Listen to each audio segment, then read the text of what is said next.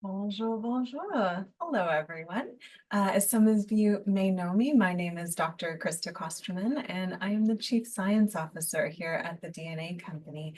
And I have the privilege and pleasure of speaking with you all tonight alongside my panel and discussing something that is all close to our hearts and close to the mission of the DNA Company. So allow me to start introducing the wonderful women that are going to be speaking with me about this tonight. Going clockwise, at least clockwise to myself, I have our illustrious CEO, Tracy Wood. Just below here, I have our VP of Sales and Connections, Allison Henry, and then just to the left or right of her, I promise I know my directions, is Dr. Stephanie Nielsen, who is one of our most valued in-house clinicians. So welcome, ladies. And I wonder if I can start the conversation here by just asking, I guess, what is the Precision Program and how did it come to be? Maybe Tracy, I'm looking at you a little bit. I figured I was gonna step it down. Do we have the swearing warning at the bottom of the screen? Did anybody put that on there? Okay. I would also offer, please just count the number of times she swears. It's to my benefit. It might be to yours as well. Let's go. I do it. It is what it is. I'm not here to offend anybody, but There's a swear jar. We're grateful for it. There is a dart. So, okay. So, as the CEO, right? I've been CEO of the company now for a year. And before that, I was the chief operating officer. And when we started back in the very beginning, when I started, a lot of the things that I heard was, I want this program, but I don't know if it's enough, or I think this program might be more than what I need. And we just kind of kept all of that in the back of our mind for the longest time. And as time went on, and we went from doing just one test, as you know, to now we offer 5 tests. And there's another test coming, but I'm not releasing the information. But the point was we went from one, right? We took one view of somebody and we said, here's everything we know about you. And then we were done. Well, we evolve, right? And stuff changes. And so as we started looking at testing, people kept coming back in saying, I want more than this, and I want more time than this. And so really it was a great deal of client feedback. And Allison and I spent a great deal of time kind of kicking the ball around and saying, how can we create something that is 100% patient centric, very diagnostic, and then allows the patient to be the center of their entire care team. And what does that care team look like? So that's really where Precision was kind of born. Allie? Yeah, I mean, that concept of a care team and of, a group of practitioners working together for the benefit of the patient was something that really came to the surface, right? So we tried many different ways to support people throughout the course of our existence as the DNA company, and we've learned and we've grown, and that's really exciting. But having that patient be the center and then putting the resources that we have behind that person to get them to their end goal, right? To give them that success that they're looking for in their health journey has really been a focus that we've been trying to develop with this option. So building a care team around the patient is the biggest differentiator. And I know that these two ladies, Krista, Dr. Kosterman, Steph,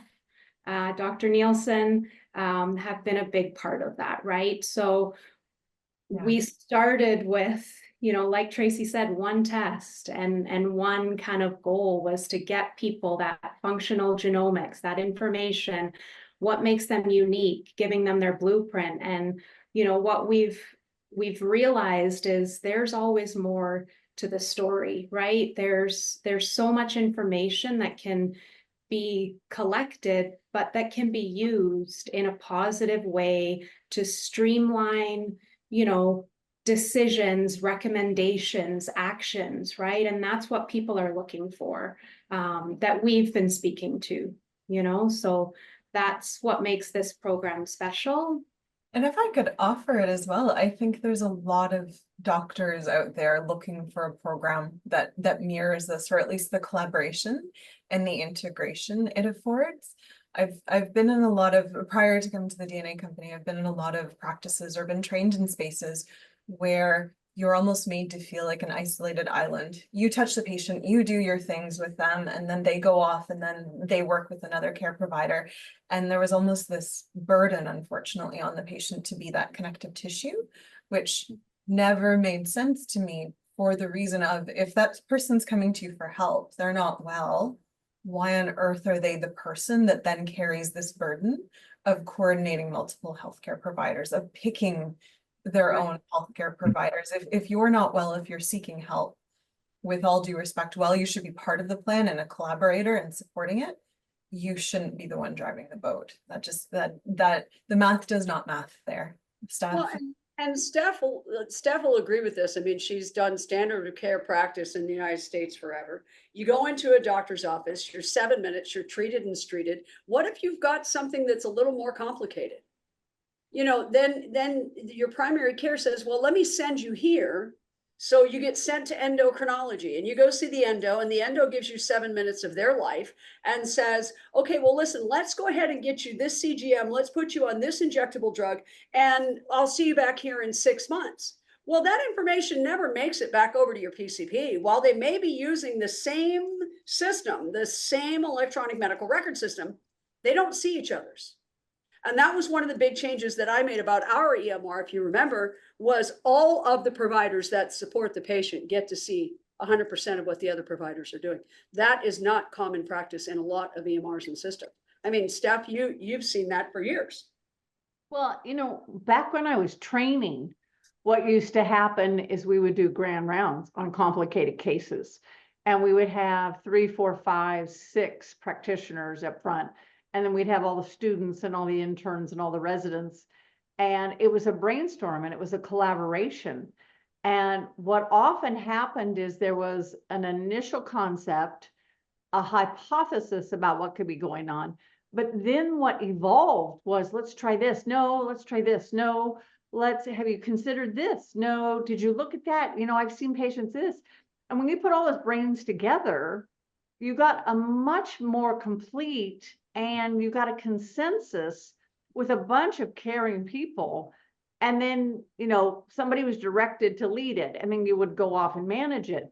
Well, that, unless you're in a teaching institution, that just doesn't happen anymore. And like you said, you had 7 minutes with your PCP, right? And then you waited 4 to 6 months to see your endo, and you got 7 minutes with your endo. And then your PCP and your endo don't have time to overlap, so they just throw it in there going, it's up to you to dig it out. Well, I know, running hundreds of patients, I don't remember to jump in on somebody else, So then you have a concierge practice, but you don't have access to all those places. So the idea of bringing together multiple minds for people who have failed 1, 2, 3, 4 times. I've had clients who've come in that have either seen 12 practitioners or they've seen 20. I mean, I literally had one 2 weeks ago. I've had 12 visits. I've been to the Mayo Clinic. I've been to the Cleveland Clinic. I've been to Johns Hopkins. I've been to Stanford. I've been to on and on and on. Not one had the same issue. Not one had the same conclusion. Not one program has worked. Please give me something that will move the dime, and to try to gather all those records and to try to look at each one of those and to try to, get the patient to recall she's still not feeling well. And it's like, and she still hasn't resolved. So, you look at a DNA and go, well, these are the tendencies you're toward. And then you start piecing those together. But when you have 1, 2, 3, 4 other brains going, you can accomplish a lot more, a lot faster. And the bottom line is, we have clients that are begging for this. Please, what can you do for me? And one person alone, it gets overwhelming. I take patient care so personally that to go, gosh, I am solely responsible for moving this when 12 other elite, practitioners couldn't, that's a heavy load to bear. So to be able to have a team approach and to be able to have extended time to work with someone and to be able to put everything together with multiple visits and multiple touch-ins and multiple, whether it's psych, whether it's accountability, whether it's metabolic, whether it's, and if we need to bring somebody else in, we can. But then to have that blueprint of the DNA overlapped with the lab data, overlapped with the psych data, overlapped with the family involvement. I mean, it becomes a 1, 2, 3, knock it out of the park. Yeah. And I think that one of the points that you just made was really important. Precision was never designed to be a month and a half, 2 months. Precision was designed to be as bloody well long as you needed it to be. Notice I washed my mouth right there, Krista. I'm not. It was designed to meet that patient where they were, and whatever it's going to take, that's the question. What's your outcome?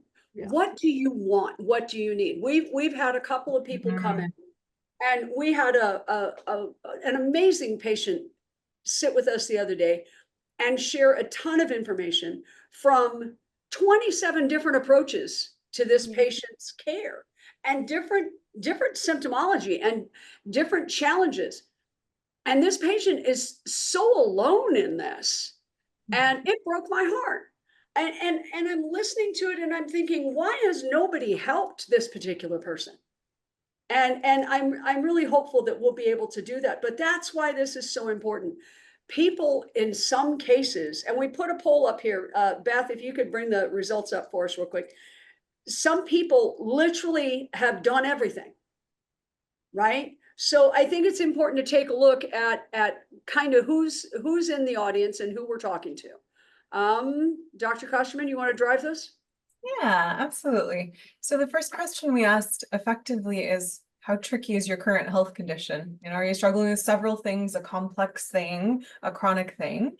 And approximately 45% of our audience said yes, with the balance saying no. They have it be more of an optimization, or at least they have a, sorry, this is Napita, she runs the show.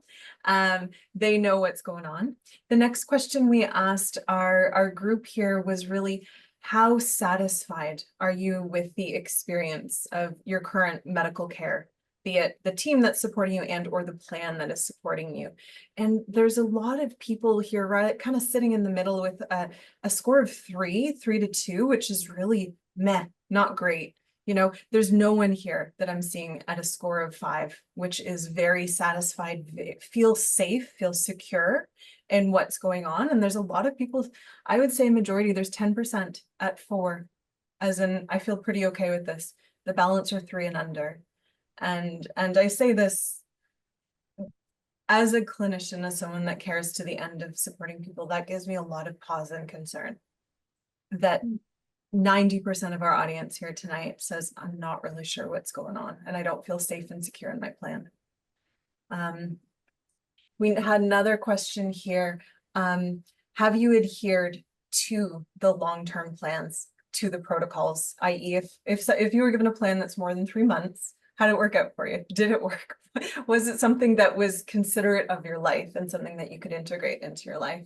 And 60% said yes, but the other 40% said no, as in, I was given a plan that didn't make sense to me. And so even though I might have needed it, even though it might have been the right call insofar as the right medicine, it wasn't given to me in an accessible way. And the last question we asked here is, just if you said yes to the previous question, what sort of plans have you tried before? And we have detox kind of running the top. That tends to be that very generic plan that anyone gets. If you're not feeling well, oh, here, go detox. And then we do have another 50% saying other plans that they've received from providers. So I want to know, and I don't know if the chat window is open, but if it is not, please somebody activate it. I'd want to know what those others are. I mean, we've got 48% of the people that answered the question. What was the other? What else have you guys tried? And what other programs have you used? So drop that in the chat window for me, if you would, please. Yeah, and the chat's open and working. It is. Trudy actually just said chat works. So that's awesome. Thanks, Trudy, for your live feedback. Yeah, I'm wondering if it's physical programs that they did or Gut management, gut management. gut Good one. protocols. That's a real good So- one. Trudy, what program did you use, if you don't mind sharing? Drop that in the chat window for me. So I think that when Allison and I really, we kind of did create this entire concept together. And we wanted to make sure that when the patients had the opportunity to join this inaugural group, that we created a panel. And the panel is designed for people that are clinically trained to sit with the patient and ask. We do an intake, which we ask them to do. And then we go through that intake. We go through and read. I mean, it's huge. And we go through and we read all of that information. And then we sit and we talk to them. And sometimes, we can take 30, 40 minutes. Sometimes we can take 2 hours. But it depends on, again, it's the information that has to be shared. And the information is only coming one way. Yeah, we ask a lot of questions, but it's time in that moment to sit with that person and say, talk to me. What's going on? What is it that you want your outcome to be? And how do you see you getting from here to there? And then we ask a lot of questions that helps us go back as a panel and then design a treatment program. And we'll reach out, like Dr. Nielsen said, we have doctors that are not just our in-house folks, but we've got hundreds of doctors that we contract with. We have a very deep bench, and we can go and look for people in specific areas of expertise and specific levels of disease and things of that nature. Again, behavioral health, gut health, detox, heavy metals, chelation therapy. I mean, you name it. We have people all over that we can go and speak to and bring in. And that's essentially what we do. And I think that it's showing a lot of great responses in the patients that we see. But, again, one of the things that Allison was really mindful of is not everybody that comes in needs this level, right? I mean, out of 10 people that come into our ecosystem or into our community, 8 of them can really find a great program within what we already have, right? We have the small, medium, and the oh my God size, right? That's the core program. And 8 out of 10 people can use that, but it's the other 2. Yeah. And that other 2 have been maligned, ignored, tossed out of an office after 7 minutes. Standard of care is not what the standard should be. So that's how we got here. So hopefully, Dr. Kosterman, that answered your initial question, which was, how did we come up with precision? It only took, what, 23 minutes? 23 minutes. I'm ahead of the game right now. No, Yeah. I like though that, oh, Allie, go ahead. Yeah, like I just wanted to kind of tie into that a little bit. Like it's, kind of sad in a way that that's what is going on. That's what's forced people to ask us to be better, is that what was existing out there is not sufficient, right? But it's also exciting because, we are trying to hear the call. And like I went to Tracy the other day and I was like, I had this really great chat with this family. This is, who they are and where they're at. And I was like, this person needs this specialized practitioner. I'm not sure if we have that. And she's like, Allie, I know somebody. I know the exact person, and I'm going to call them and I'm going to get them in. And like, that's the thing. It's like, we previously couldn't have done that, but now we can within our ecosystem, and that's really exciting, so. I think you're scratching on a really important change, or at least a needed change within medicine. I think to date, there was kind of this idea of you go to one doctor, they give you a plan and you listen to them. There's not a lot of interaction or collaboration, right? You go, you have diabetes and the doctor is automatically like, cool, here's the medication, here's the blood levels, we'll see you in 6 months. There's not really a discussion of, well, what are your goals? How are we going to adjust other elements of your life to make this so we're not just relying on medication? Or do you want medication? Do you want to do it through diet? Right. And I think additional to that, should that person be more complex? Right. It's kind of this referral chain. It's not this process of humility where maybe the practitioner is like, okay, well, if you don't want medication, I don't necessarily know diet, but I do know someone I can refer you to. There's an element of humility in the ability to bring in other practitioners who are specialized in that space. I'm first to say my specialty, my focus is not exclusively pharmacology. If I have a pharmacology question, Dr. Steph is the first person I go to. And I have no shame in that because it's not my job to know everything, but it is my job to know where to go to get things. And if I don't know where to go, I then go to the Tracys or the Allisons of the world and say, hey, do we have a network? Do we know someone? Because both Tracy and Allison work with all our providers. They work with the doctors, right? They might say, hey, we don't necessarily have a person that specializes in this, but we do know this person here. And so let's see if we can bring them in. I think that humility and that collaboration is at least personally what I'm most excited about when I think of how we go about personalizing this medicine, that we're taking the ego out of medicine and offering this humble collaborative care.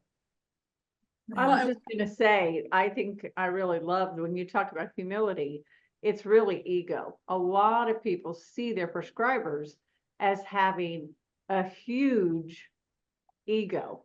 And, you can say ego is edging goodness out or greatness out, or you can say it's edging God out. Either way, whether you're a person of faith or not. But the bottom line is the more that you don't say, let's lay this down in humility and let's work together, because again, I mean, the Canadian system is very different than the US system. Do we have things that overlap? We do, but I love that we can collaborate on that. And when you've been around as long as Tracy and I have, since the beginning of time, I we have started when I was three. I was three. developed quite a network of people who, names you would recognize and names you wouldn't recognize. Some of the names you recognize, they are great resources, but maybe not great practitioners, but then we have great practitioners that you've never heard of because their heads are so down dealing with patients, but we can connect them all. And when I've looked through what people said they've done, the bottom line of what I'm seeing here is gut health, because we know that gut health is critical to your overall health, and autoimmunity, autoimmunity, autoimmunity. And I know that I personally suffer from autoimmunity. I don't suffer anymore, but that's a big part of my specialty, is because at 21, I had cancer. And no amount of drugs, even though I was trained in traditional pharmacology and biochemistry, made a difference. I had to then go into the biochemistry of the body and work as a whole. And I think that's one of the neatest things about DNA. There's a lot of practitioners that say that's all theory. But what the DNA company does is we work with 73 different actionable genes. I come in with X, here's an actionable gene, here's how you sit in here and your tendency or your likelihood, and then here's how we can move it, because it's the epigenetics. Well, a lot of practitioners don't even know that there are actionable genes, and then there's just these fun trait genes. And we're about ready to go to the next level of 80 something. And then next year, it could be as many as 100 something. When you have something actionable that you can say, I come in with X, I do Y, I get Z. Gosh, that's great. Why do they call these a practice in traditional practice? Because they're always practicing, because they don't have that inside data. We've got the inside data. We overlay it with your real-time data, like your lab tests, and then these specialties or this group of specialists, and it makes a huge difference for people to get, just that much further ahead in what they're doing. And let's face it. That's when Allie and I expanded our network, as you know, Steph. We expanded the network by going out and saying, listen, DNA University is now accredited by AANWP. It's a functional genomics practitioner certification process. And a lot of our providers now actually go and take that one to get that education on those actionable genes and to have that lifetime access to DNAU. I think we have the Dean of Students of DNAU here tonight. Good afternoon, Dr. Varden. And I think that, is she here? Yeah. Peut-être. Hi, thank you. Oh, there she is. Bonjour, madame. And I think that having that DNA University allowing for practitioners, I mean, the information on genetics right now, it's changing every other day. This is pivotal to people's health. This is pivotal to care and treatment and management, right? And as it continues to evolve, I mean, Steph was right. We call it practicing medicine because nobody's gotten it down right. But it's that evolution of this, and the more we know and the more we share, the better we serve that community at large, right? And so people can still go and become part of that and get lifelong access to, as things evolve and things change, those additional modules come out, and we will keep working on your continuing education. So it's Well, very I'm loving that Trudy just said, I'm still working to get 95% of it down, but I got my DNA piece and it was so helpful and I feel so much better. And rather than getting a one-off test, now I can lay my test on top of my DNA and everything makes so much sense. Yeah. I mean, Trudy, you just said it all right there. Totally. Look at the shell of the house and then overlay and go, well, of course, I wish I had done that sooner. Mhm. And to be able to have somebody that can then interpret that and then share it as a group. Now, does everybody like need this? No, of course not. I mean, like Tracy said, 9 out of 10, 8 out of 10 won't need this. Mhm. But for those that are at their wits' end and say, there's got to be a way, there is a way now, and it's called precision care. Absolutely. And concierge medicine has been huge in the news the last couple of years, right? I mean, we saw a lot of cool stuff was born out of what happened in the pandemic. In the beginning of the pandemic, people that took regular blood pressure medications, thyroid medications, diabetic medications, no one would see them because, people were hiding under their desks, which, okay, fine. You want to hide under your desk, that's fine. But these people need medication. The average American takes 3.5 prescribed drugs a month. So you go 6 months without access to that. And then the government came out and said, well, a doctor in California, you can't treat somebody in Arizona. Why? Do they not have the same leg in Arizona that we have in California? Do we have things growing out of your back in Arizona that doesn't happen in California? What's the stupidest thing? I petitioned the Department of Health. Anybody surprised that I picked a fight? So the point that, and as Dr. Nielsen knows, we began prescribing across state lines, didn't we? And then different states started saying, enough already. And finally, the federal government came out and said, right now, there's no more practice guidelines in states or jurisdictions, and it's been pretty open ever since. I think that when you look at what's happened in concierge medicine and precision medicine, doctors in that period looked at things and said, there's got to be a better way. There's got to be a better way. I want a 20-minute, 30-minute, 40-minute consult with my patient. I don't want 7 minutes. I don't want 6 people in 6 rooms and I'm just a pinball. And they wanted to change that. And that's how we got a lot of the people we have, Steph. We got a lot of doctors that said, you know what? I'm not going to work for the UCIs or the St. Jude's or the Providence Medical Centers anymore. I'm going to work out of my house. I'm going to expand my education because standard of care was not updating genetic medicine, was not updating gut medicine, wasn't updating any of that stuff. And it wasn't required. It still isn't.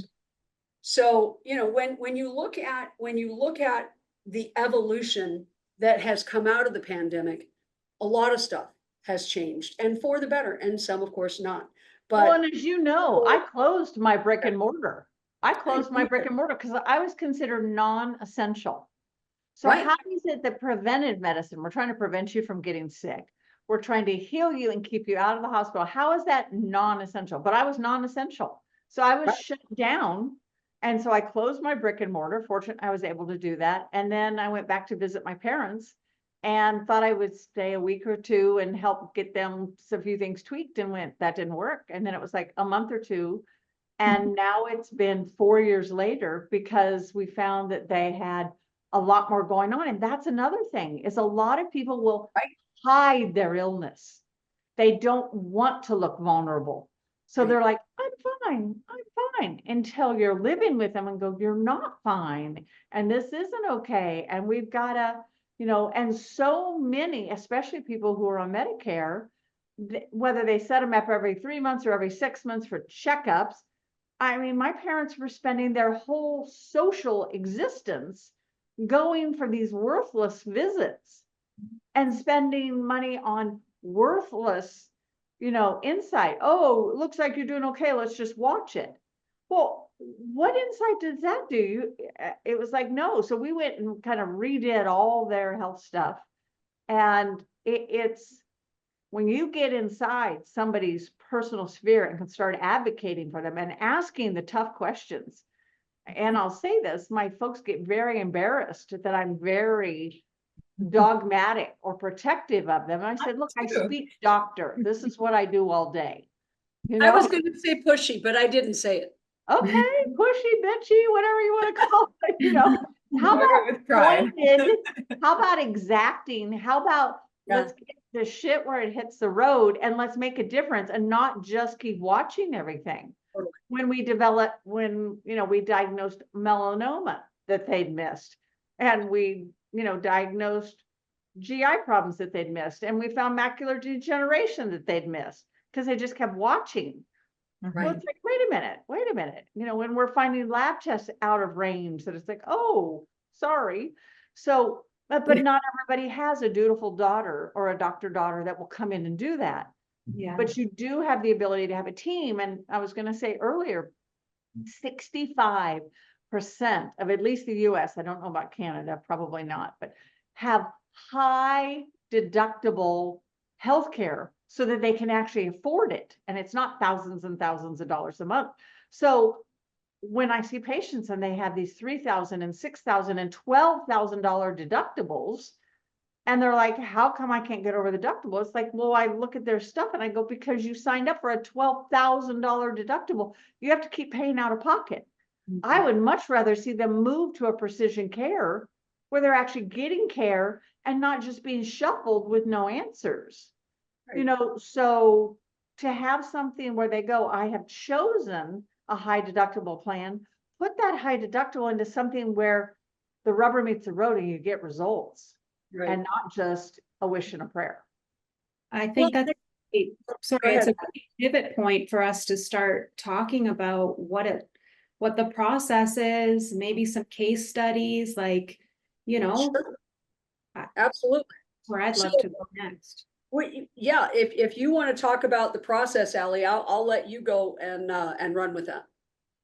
Yeah, I mean, we've talked briefly, but just to kind of make sure that everyone's aware is like, we really are here to listen and we want to understand you, right? So we'll send you a form to fill out, give us as much information, and then we'll get into a panel with you, with our team to really assess everything, right?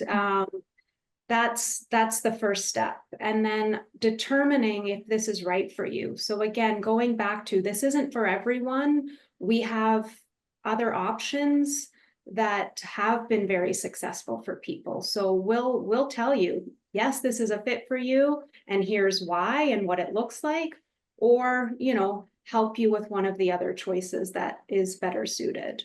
And then we'll assemble our team, right? So the doctors that are part of this, the coaching, you know, team, the accountability, all of these factors, we're going to take into consideration and have that discussion with you. This is not only about precision, but it's about personalizing it for you, hearing what's important to you and putting that together so that you have what you're looking for, right? And that's really what's important to us, is you get that outcome, you have that expectation, and that, you know, you have touch points along the way, right? We're not just gonna leave you. We're here for the long haul. You know, if this is a 12-month journey, then you've got us for 12 months, right? So But one of the questions we get a lot, Allie, is, you know, how much is it, right?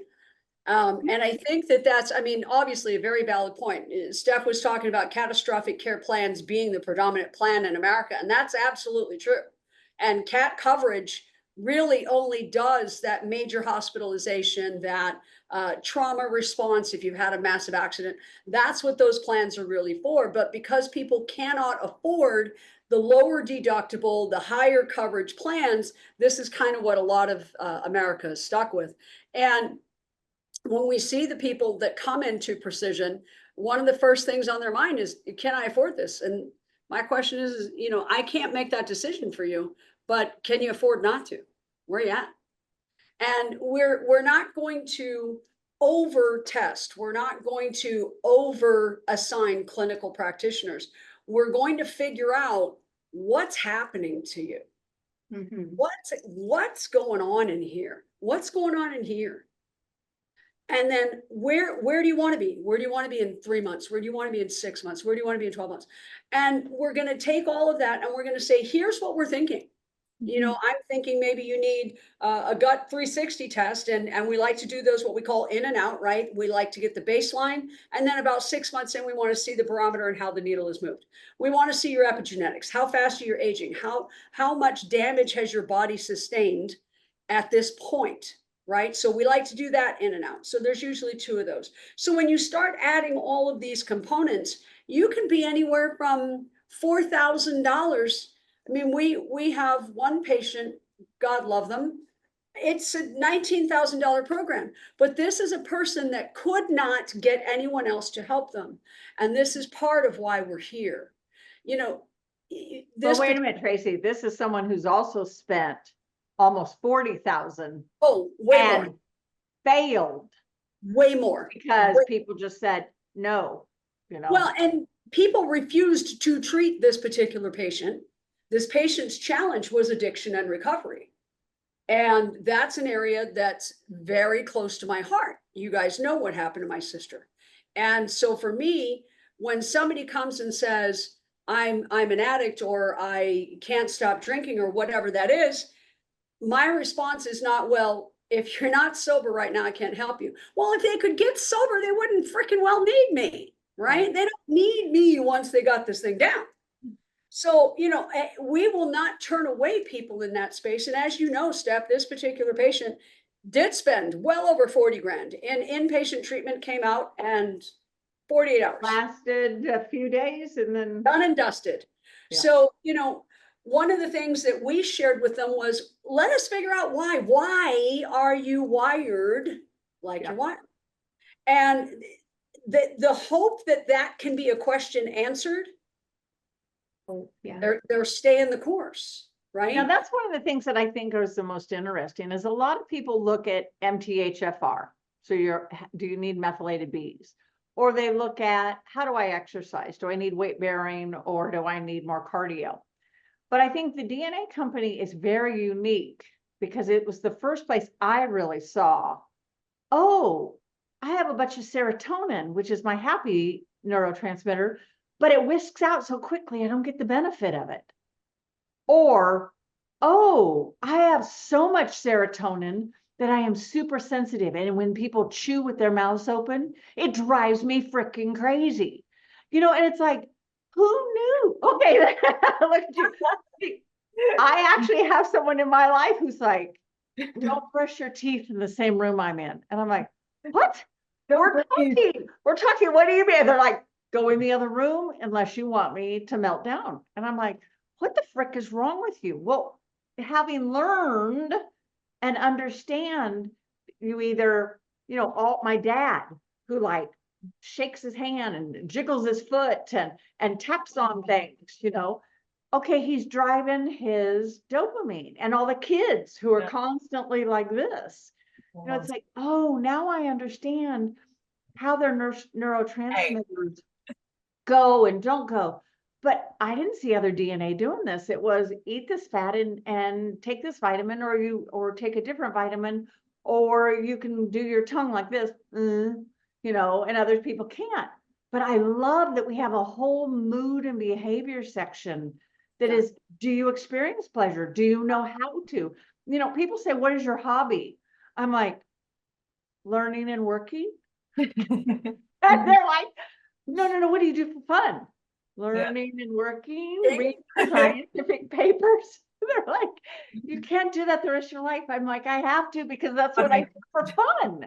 I write papers, I analyze papers, I critique papers. It's like, I spend the first 2 hours of my morning digging in to deep medical science while I'm sipping my coffee with my, medicinal mushrooms in it. And lately it's a lot of politics, because I was very apolitical. And now I am so like pissy that people don't do good. I have never thought that people don't do good, or that they disadvantage others to advantage themselves. I'm like, that's not a Hippocratic oath. Well, I realize everybody doesn't take a Hippocratic oath, but gosh, to be part of a program where I can now understand that and help others understand how they're wired, why they may crave Yeah, that. and if I could even circle back to something that you alluded to there, right? This idea of our mood and behavior report really helps us understand how the person engages with the world. And that has become so very central to how I practice. Yeah. Not in the sense of I need to treat it, right? Not every person that comes in has mood and behavior concerns, right? Again, we need to understand what the concern is. Not every person's going to come in with that. That doesn't mean that report is not foundational to how we approach care, right? So Dr. Stuff, to your point, the person who comes in is hyper detailed and hypersensitive and needs to dive down every single rabbit hole compared to the other person who's a little bit more in the clouds and happy just to take advice. You approach the care of those people exceptionally different. And knowing that level of personalization and how you approach the care plan, as well as sharing that with other providers, right? Heaven forbid I keep that awareness to myself. If I knew someone was super detail oriented and I knew they were going to be going to staff, I'd give her the heads up. I'd be like, hey, when this person comes to you, they're going to want to know every detail that you know. That rabbit hole you dove down and you think the detail in the minutia is not important to communicate to patients, this person cares. So have fun. Toss on your glasses and have fun. Whereas there's going to be other people where the moment you mention anything that is science, they're like, I'm done, just tell me what to do. And we can tease that out. Well, I had somebody the Identified. other I love day it. who doesn't take recommendations. So she's in the health space. She's been a provider for 30 plus years. She's experiencing her first health challenges in her 70s, but she doesn't want to take any advice. And I noticed that in her profile. But she was really, really messed up, like one of the worst profiles I've ever seen. And I had to start with what I call a marshmallow sandwich. You've done really well because your genes don't set you up for optimum. So you've epigenetically done all the right things. You've now gotten to a point where you did a few things that might have chipped you over the edge and now you're struggling. Let's tip you back. But I make a suggestion and it was like, no, I don't think so. And I was like, okay, I looked at her report real quickly and said, what would you do for this kind of patient? How would you consider this type of therapy? And when she drove the bus, and she wasn't really driving the bus, but when she drove the bus, she found solutions. And that's what she wanted. And I was like, oh my gosh, if I didn't have that mood and behavior section, I would have gone, I don't know why you're here. Yeah. You wouldn't hear anything. But it was powerful to be able to guide her toward finding her own solutions. So she was empowered to take those next steps. And she left very satisfied because she found ideas that she needed to move the needle that she had been blocked at, which was really. I like the word you used, empowerment, there, because I think that's the goal of everything, like independent of what program, independent of how you come to us. The goal is empowerment, to teach you about yourself and to teach you how you keep yourself the best health possible. And to teach yourself how to advocate for yourself in primary care, in allopathic care, in the healthcare system, just to give you that ammunition and that armor, so that when you do go through your program and you're out in the world, you can continue that growth, continue that evolution. I think what we want to do is we want to be mindful of everybody's time. We would like you guys, if you've got questions, We're gonna do the best we can. We're probably gonna make Krista and Steph answer all of them. But we're gonna do what we can to answer questions. So if you guys have questions, raise your hand. We're gonna call on you live, and then Beth or Julius are going to unmute you in the background, and away we go. So there's something in the Q&A box. Dr. Kosterman, please tell us a bit more about DNA University. Trudy, Allison would be happy to do that. Yeah, I mean, when I first started here, it was kind of one of the things that I dove right into because I had come from a totally different industry, and I'm one of those people. I don't have a medical background, but I love to know the reason why, right? So someone can tell me your genes are this, but unless I understand the why behind some of the, the behaviors and things, and I'm that patient that doesn't always do the protocol like you're going to tell me to do it, I need to kind of make sure on my own. So I went through that whole curriculum, and yes, it was, a lot to take in, but I have the luxury of logging in whenever I want to refresh my memory, right? So DNAU is designed for, practitioners, but also for, lay people that really want that piece of their puzzle, right? They want to be able to understand themselves to that level and potentially talk to other people about it as well, right? But the DNA University is emerging, right? It started as a way for us to train practitioners about the genetic information, how we interpret genes that are functional, right? Why we look at SNPs, why we look at, indels, why we look at copy number variations, why that's important, right? So, Krista, I'm also very easily distracted, so. I was expressing pride and then I distracted you. I know, it's cute. It's cute. I love it, right? So it's growing, it's emerging.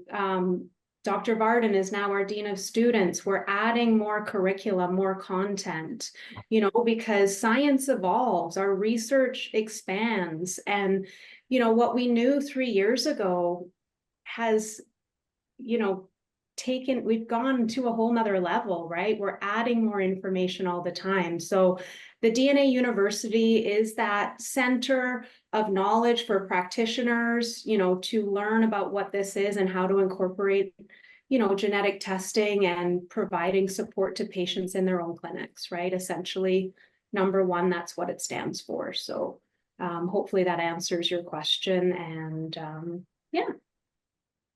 Excellent. Thank you, Ellie. Nikki has a question. What do you think about peptide therapy treatments? Steph? I love peptides. I think peptides are fabulous. And in fact, we're going to be doing some webinars on peptides. And I hope that we'll be able to bring some peptides into the work that we're doing. Peptides are an area that when I first heard about them, I was like, well, whatever. And then I realized how many peptides our body uses and how many occur naturally. And then just like any other, whether it's a hormone or another substance, start depleting. So I'm a GCK copper peptide girl. Can you tell? I love BCP, and there's several others. I have kids that have gut issues, and so I've used some of the peptides there. I have found not only injectables and topicals, but there's some new stabilized peptides that I'm talking to Tracy about maybe adding to our armamentarium. I know. So we've got some really big peptide things coming in the future, and love, love, love them. Excellent.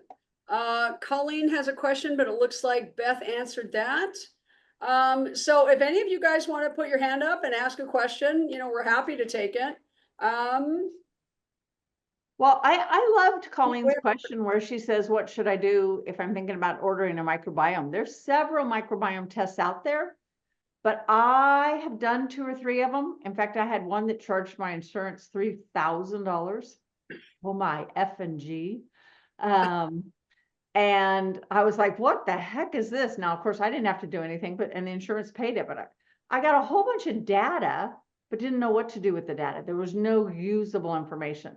The thing that I like about the DNA company's DNA 360 gut is you actually get two reports. It's, this is what we found, here's what it means, and the other one is, what do we do with it? And then you get a follow-up appointment with a practitioner that says, where do I start?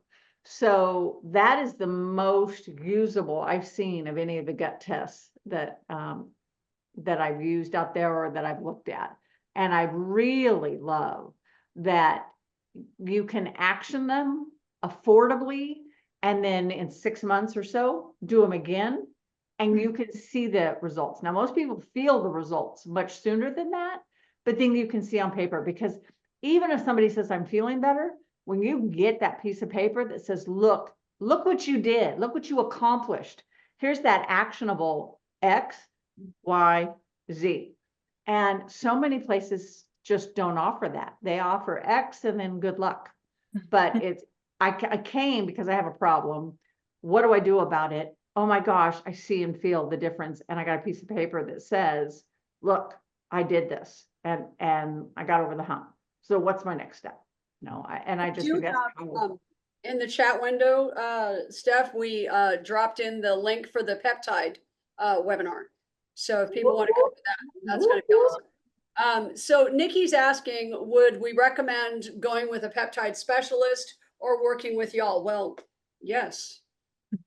Anything else, Nikki? You want a side of fries with that? Maybe a milkshake? I'm just kidding.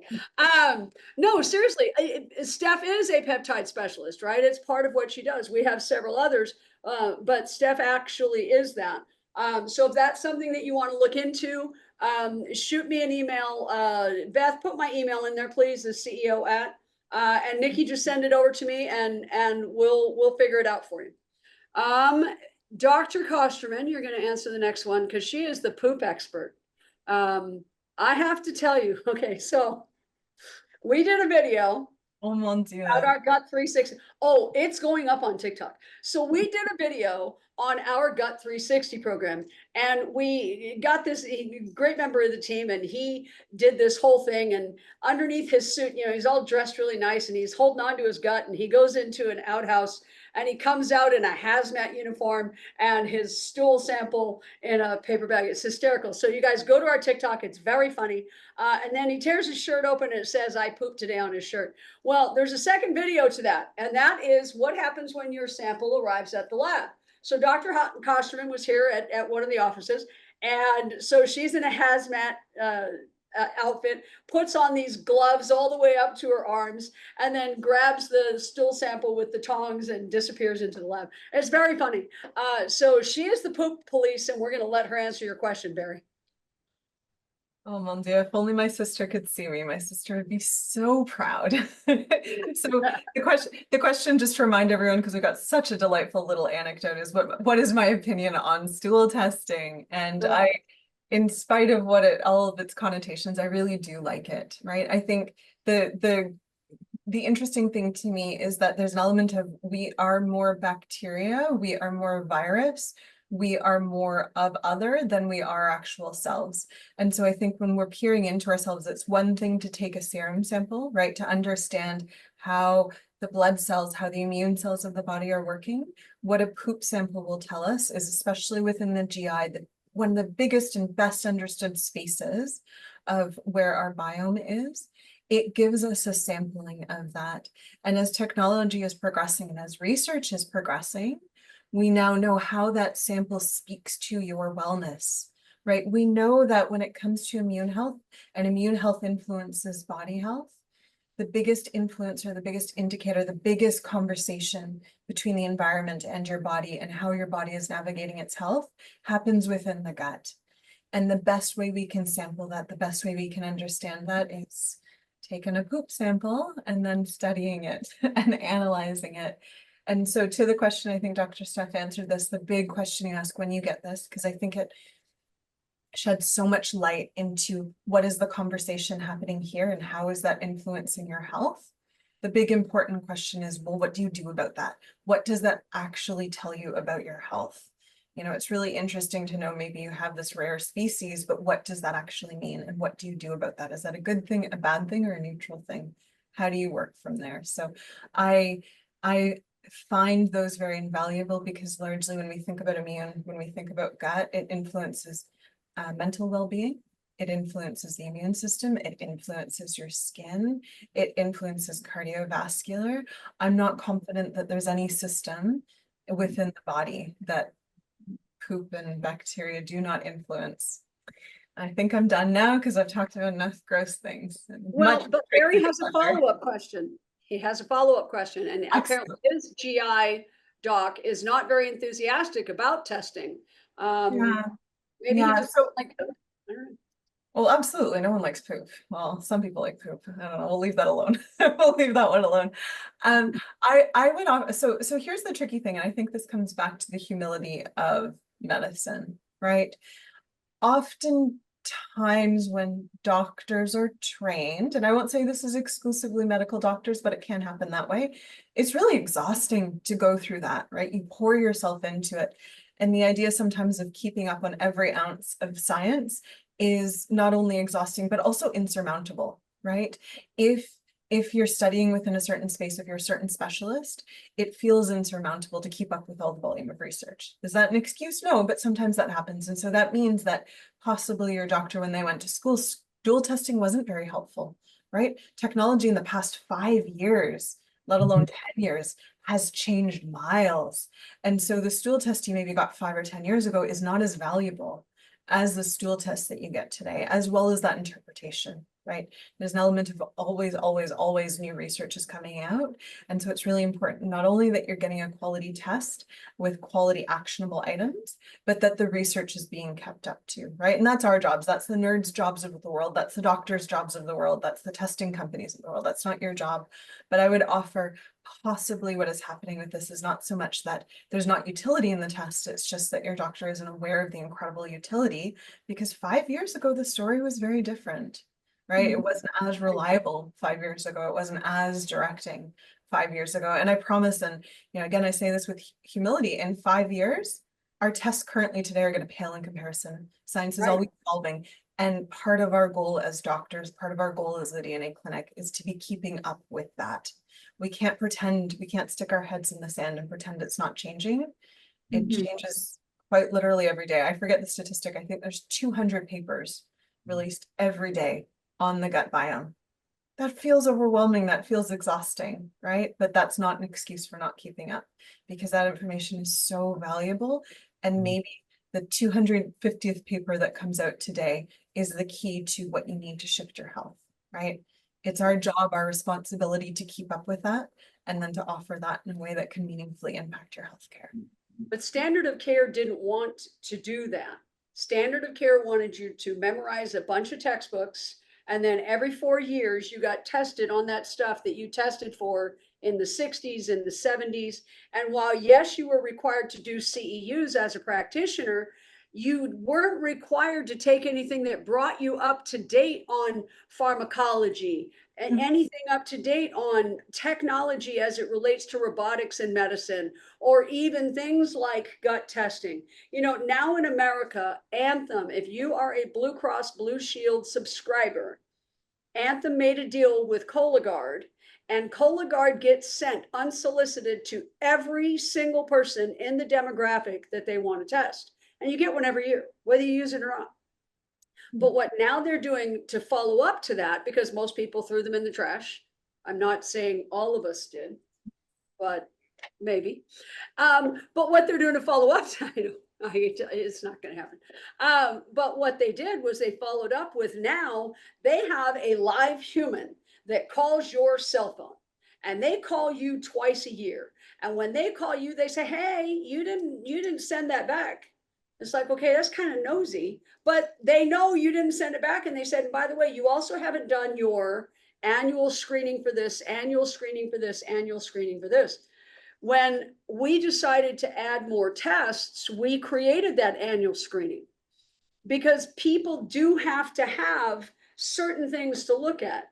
And one of those, as you know, is the gut test. One's DNAging, and then one is liquid biopsy. Liquid biopsy looks for cancer detectors and meters within that blood sample, and it can actually spit out like 52 or 53 different touch points where there could be a challenge. And what's important is in America right now, 70% of all cancer that is diagnosed is not tested for. So the annual screenings are important. Precision medicine, and that is one of the things that we put in our precision program, is generally liquid biopsy, because we don't know what we don't know if we're not out looking for it, right? And it's the same with these gut tests. They weren't wanting to look through people's stool samples for years and years and years because it's disgusting, but it gives you so much information. It can change your life. You know, I had a really good friend of mine, healthiest guy on the planet. In fact, he was the one that turned me on to that video, Fat, Sick, and Nearly Dead. You remember that stuff? Mhm. The video about the guy that, you know, he did junk food and he was just this, you know, typical outside salesman. And he decided to go on a juice fast. And he decided for 60 days, come hell or high water, all he was doing was juicing. And so he went and bought this massive machine. And for the first 5 days, this guy was the most miserable SOB you've ever seen, as they documented. And this guy started juicing all the way through. Now, at the end of this, he lost 38 pounds and clean and couldn't be healthier. And my buddy Farley turned me on to that. And so, of course, you know, I bought the juicer and I put a thing of celery in there and I went, this is a mess. I can't do it. But now I buy those little green drink things. So I am halfway there. So anyway, I reached out to Farley earlier in the year. Now Farley's 10 years younger than me, 10 years younger than me. And he was Mr. Poop Test. And Farley went and had a colonoscopy done in July and died in December. And he had been a juicer, he had been healthy, but he had his very first colonoscopy because he wasn't of age to do it. So this is why you do these tests before you wait for that age point where somebody says, well, now you should check for breast cancer. Now you should check for prostate cancer.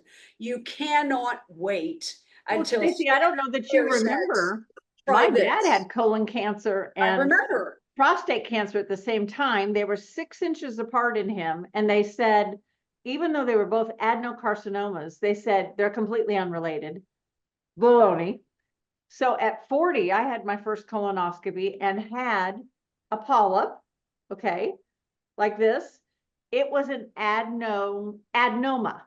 Now, it takes 10 years for adenocarcinoma to develop. Mine was 5 years in. At 40, when I qualified for my first test at 50, I would have had colon cancer. Yes, you would have. The only reason that I did it was my dad's had 17 inches of his gut cut out and has had digestive issues, different type ones, ever since after that. We've managed them. But I said, look, I have a direct history. My dad had it, his uncle had it. I want to be tested. Right. Nobody else in the family got tested. I said, I want to be tested because I'm concerned about this history. And my GI goes, thank God you were proactive, because I had no symptoms. I had no issues. We removed 3 polyps. 2 of them were beginning adenomas. Then I've had, 3 since then, nothing. So now my 4th one, I had a little teeny one, but it's like, okay, my body's growing again because I gotten a little loose on my diet. So the skin is still good. The gut is still, I don't have any upset stomach, but I gotten a little loose on my diet and they start growing again. So what's that say? Get back on the diet that your DNA says that you need to do, good, bad, or ugly. You can choose to put it in your mouth and be healthy, or you can choose to cheat just a little, like everybody says, oh, it's just a little cheat, and be unhealthy. Well, I just choose. Nothing tastes as good as feeling healthy feels. And so, I'm in my 60s now, and nobody can believe that, I'm not on any medicine. When I look at people, I look at a decade, every decade. You said 3.7 medicines on average. I'll tell you, every decade, Now people are on one medicine for every decade. I'm seeing 30-year-olds on 3 and 4 medicines, 40-year-olds on 4 and 5 medicines, 60 and 70-year-olds on 8. I had a guy come in the other day, 27 medicines at 68 years old. You're And it's more medicine than human at that point. Well, you Right. don't, and how he messes them up, and he has trouble managing them, and his stomach is upset, and they're counter interacting, and most of his symptoms are now side effects, which there's no such thing as a side effect. They're direct effects, but they're just not the direct effect that's being marketed. So now we're doing these comprehensive medical analysis and unprescribing or deprescribing, but then I've got to contact the whole team, his cardiologist, his nephrologist, his PCP, is, you know, Yeah. and say, Good luck Here's what we're waiting for the doing. callback, Steph. Good luck waiting for any Yeah, of those. exactly. There is no Exactly. global accountability on that. Right. No, and where's the study saying that those 27 together are safe? That happens when these Oh, groups are working. I would in imagine he hasn't done a PGX, no. right? Mhm. So Barry had a follow-up question. I want to answer these, Barry. I didn't miss you. He said, should I ask my insurance provider about stool tests? It depends on who your provider is, Barry. I know for a fact that the Blues do it. I know the Anthem branch of Blue does it. I don't know if Aetna or UBH or some of the HMOs like Kaiser, I don't know if they all do it. Harvard Pilgrim. I do not have any intimate knowledge about Harvard.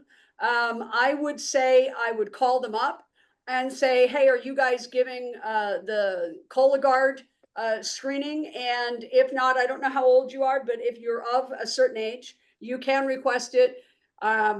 If you don't qualify, 67, you qualify.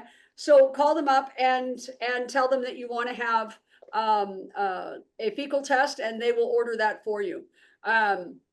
You know, one of the things that people need to understand, and again, this is something that we talk about in these precision meetings, is if you don't know how to push the button on who you are insured by, you're not getting anywhere.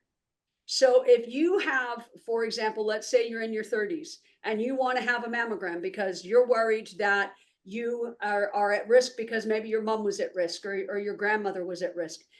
If you don't have the standard of care guidelines, age, smoker, etc., they don't care if it ran in the family. That's not a big indicator to them because there's an acceptable amount of death in healthcare. And Steph and I could go on and on about this for a very long time. There's an acceptable death ratio. There's an acceptable damage ratio, i.e. we give you a medication that you sustain damage from, you end up on life support. There's an acceptable ratio. This is why testing is so important. This is why I wanted PGX as part of what we do.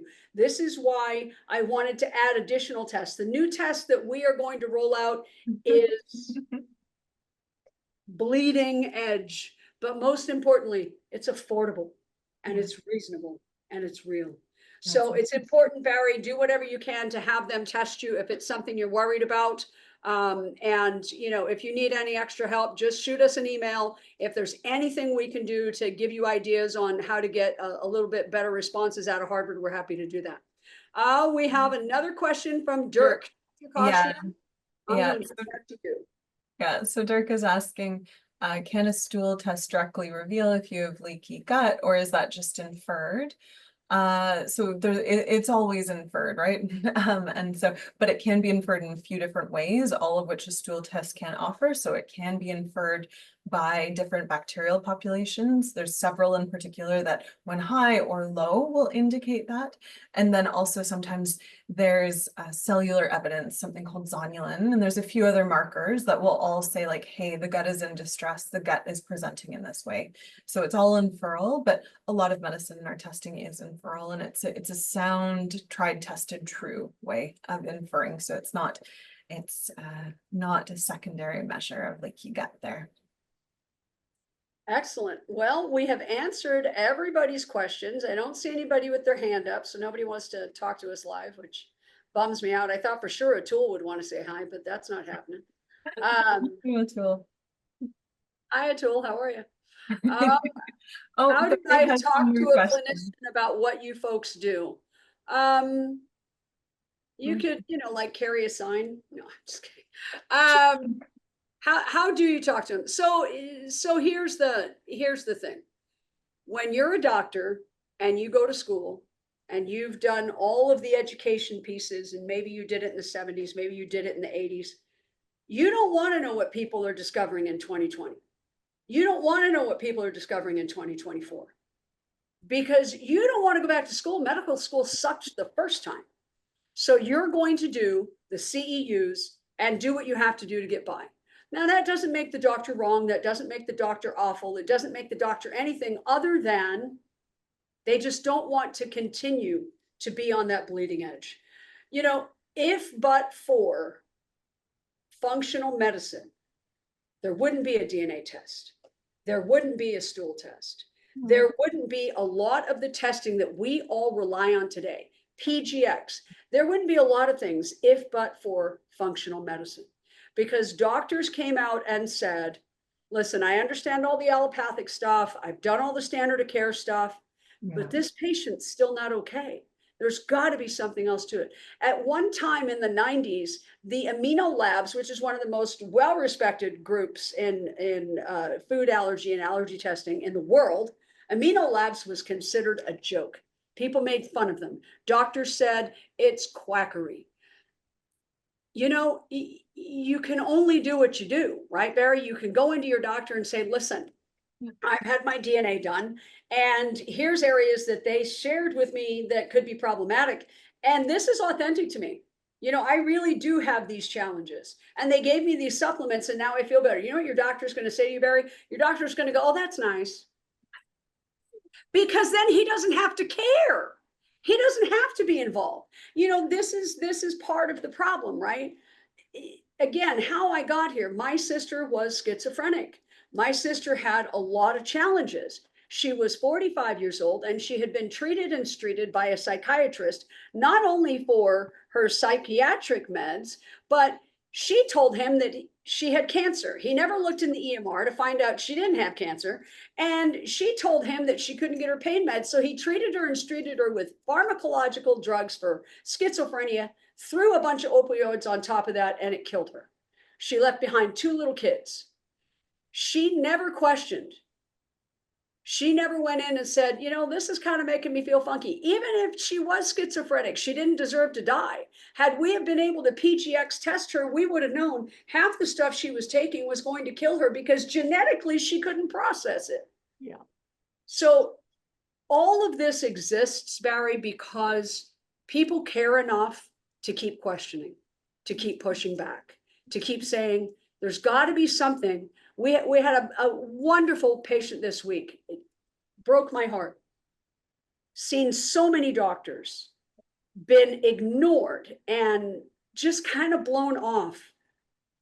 I wanted to go kill all of them, which I'm not allowed to do because I'm the CEO, so I'm not allowed to go do those things. But you can see how lonely it is trying to figure out what's happening. So Barry, if you're having gut issues, I strongly encourage you. If you're not going to get tested here, get tested somewhere. If you're not going to work here, work somewhere, but push back. Can I supplement this answer a little bit? Yes, please. So Barry, I'm a naturopath. I trained naturopathically, but my passion's always been integrative medicine. And so for about 4 years after my naturopathic training and residency, I went and trained with a medical doctor. And so I grew very acclimated to the space of not only integrative care, but also what medical doctors thought of me and thought of what I did. Right. And they were, at points they were very candid. They're like, oh, you're not like the other ones, and it was I would offer that was an unkind comment, but I would appreciate that there's also, just like there's a spectrum of medical doctors, some that are very by the book, haven't learned anything, and those that are very progressive and continually learn.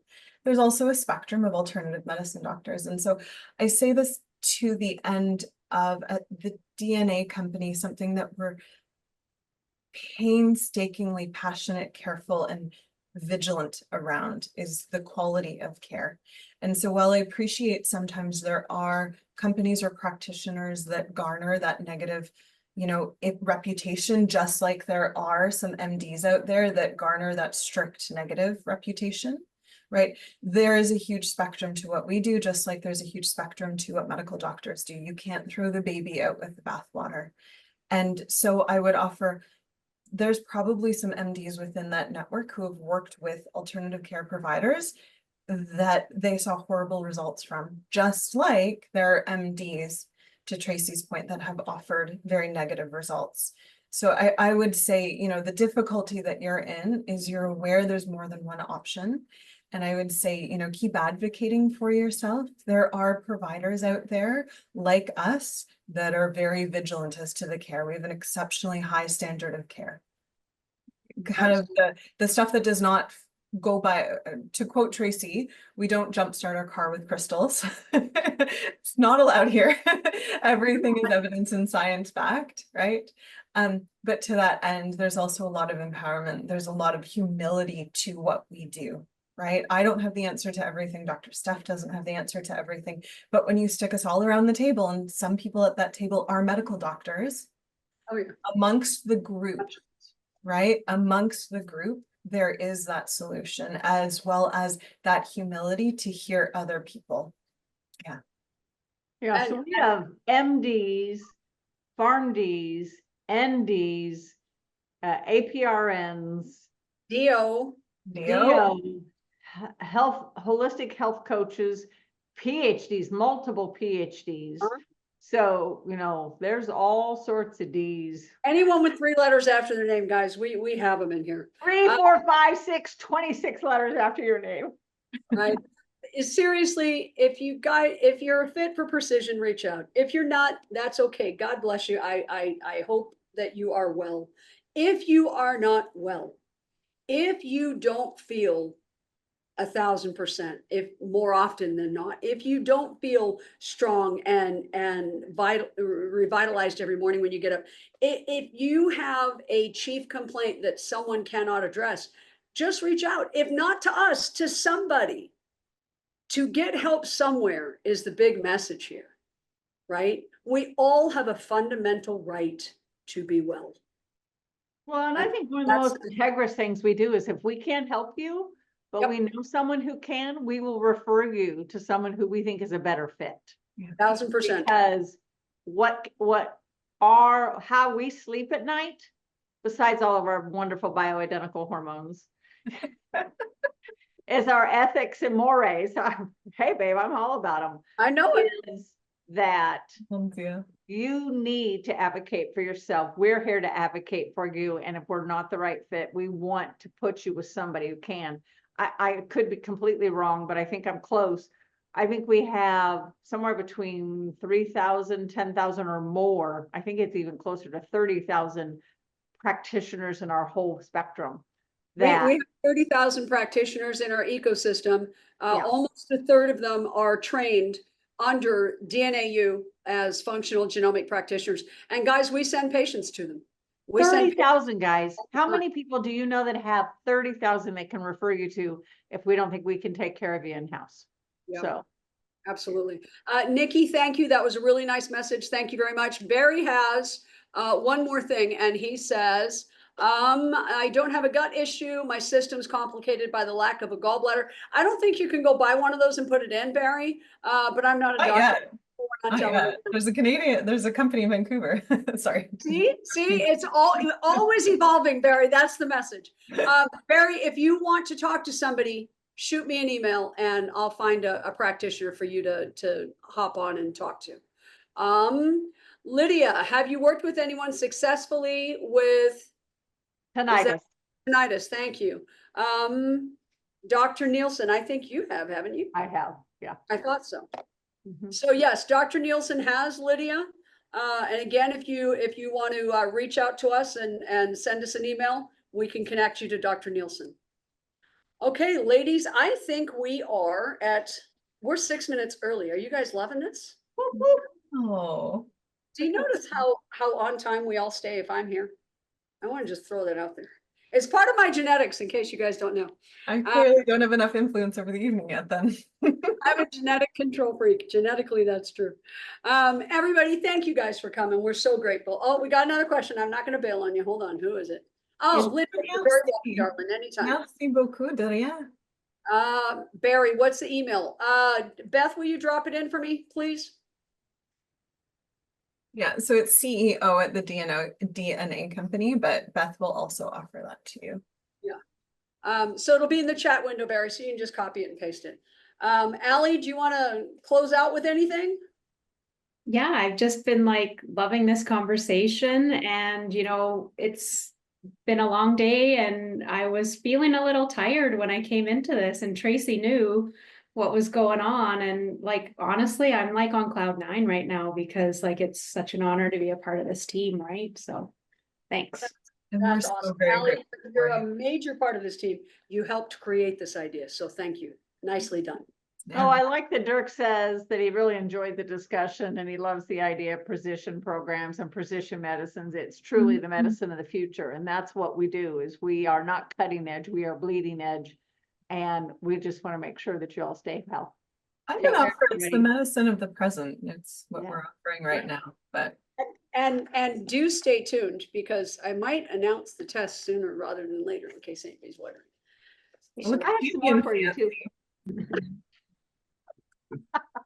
I'm working it out, ladies. I'm working it out. All right, everybody. Thank you all very much. Our team that supports us, thank you all very much. Beth, Julius, Vanny, Katie, Dr. Barton, thank you for hopping in. Thank you all very much. Everybody have a great rest of your weeks. Be well. Bye, everybody. Oh, yeah. God bless. Good night.